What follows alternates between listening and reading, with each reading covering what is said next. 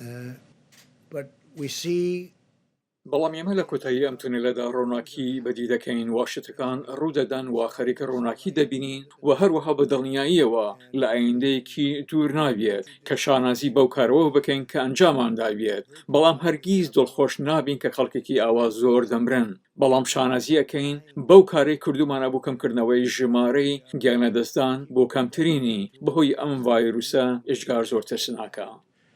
with this terrible virus. سەرۆک دۆناڵد ترامپ لە کۆنفرانسێکی ڕۆژنامەوانی لە ڕۆژی یەکشەمە داوتی لەگەڵ ئەوەی هەفتەکانی داهاتوو سەخت دەبن بەڵام خاڵێکی وەرچەرخانیشە لە بەڕێنگاربوونەوەی ڤایرۆسی کۆرۆنا.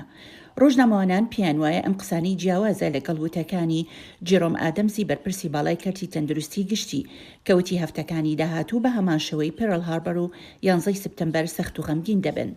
I think we all know that we have to reach a certain point and that point is going to be پێم وانییە زۆر جیاواز بن هەموو ئەزانین کە دەبێت بگەینە خاڵێکی تایبەت کە زۆر مەترسیدار دەبێت لەمەڕ گیانەدەزانەوە بەڵام هەروها خۆناغێک دەبێت کە شتەکان دەست بە گۆڕانکاری دەکەن ئێمە لەم کاتەدا زۆر لەو ئاستە نزیک بوونێتەوە پێم وایە لە هەفتە و نیو تا 2 هەفتەی ئایندە دەبێت کێجگار سەخت دەبن لە هەمان کات دەرگەکەین ئەو کاتەمانەی چییە و ئومێد دەکەین ئەم ماوەیە تەواو بێت چون شتێکی زۆر مەترسیدارە بۆ جیهان.